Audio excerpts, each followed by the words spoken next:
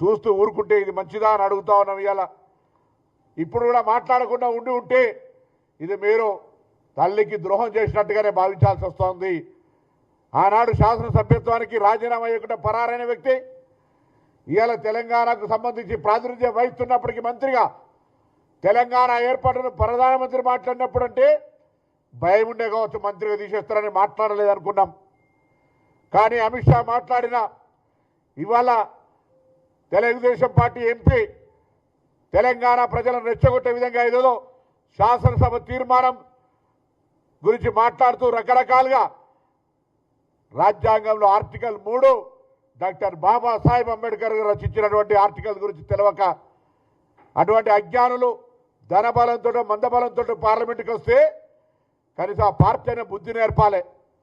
ఇలా సౌహృద వాతావరణంలో బతకాల్సిన పరిస్థితుల్లో తెలంగాణ ఏర్పాటు మీద తాపుకొకసారి కారం జల్లుతూ పుండు గెలికే ప్రయత్నం చేస్తూ ఉన్నారు. ఇది ప్రజాస్వామ్యానికి మంచిది కాదు.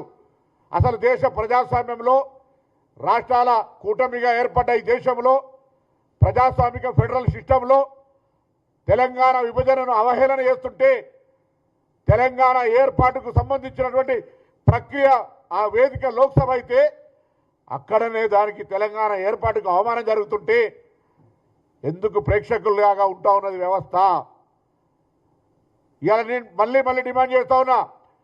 భారతీయ జనతా పార్టీ అధ్యక్షుడు రామచంద్రరావు గారు, కేంద్రం ప్రాతినిధ్యం వహిస్తున్న ఎంపీలు, లోక్సభ రాజ్యసభ, మీరు ఈ అంశాన్ని తీవ్రంగా తీసుకుంటే నేను తెలంగాణ ఉద్యమకారులందరికీ విజ్ఞప్తి చేస్తా ఉన్నా. ఇది ఏ ఒక్కరికి అవమానకరం కాదు.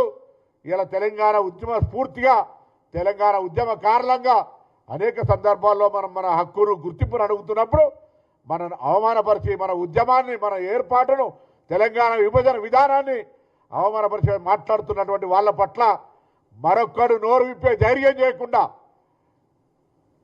చట్టరీత్యా ప్రజాస్వామ్య రీత్యా రాజకీయ రీత్యా అన్ని రకాలుగా వాళ్ళ వాళ్ళకు బుద్ధి చెప్పేటువంటి ప్రక్రియ జరగాలని కోరుకుంటా ఉన్నా. ఇది నిజంగా దురదృష్టకరం. ఇటువంటి వ్యాఖ్యలను మాట్లాడేటువంటి పార్టీ ఇంకా తెలంగాణలో నాయకులు తిరగగలుగుతా ఉన్నారంటే కూడా నాకైతే నేను ప్రజాస్వామ్యంలో లా అండ్ ఆర్డర్ బ్రేక్ అవుతుంది కాబట్టి ఆలోచన చేస్తున్నాను. లేకపోతే నిజంగా మీకు ఏమాత్రం కన్న తల్లికి ద్రోహం చేసి తిరుగుతున్నట్టుగానే భావించే పరిస్థితి తప్ప ఇంకొకటి కాదు. నేను ఇప్పటికైనా మరొక్కసారి ఈరోజు ఈ తెలంగాణ ఏర్పాటును ఇండియా పాకిస్తాన్ విభజనతోటి పోల్చినటువంటి ఎంపీని వెంటనే పార్లమెంట్ నుంచి బర్తరఫ్ చేయాలి. ఆయన మాట్లాడినటువంటి మాటలు రికార్డు నుంచి తొలగించాలి.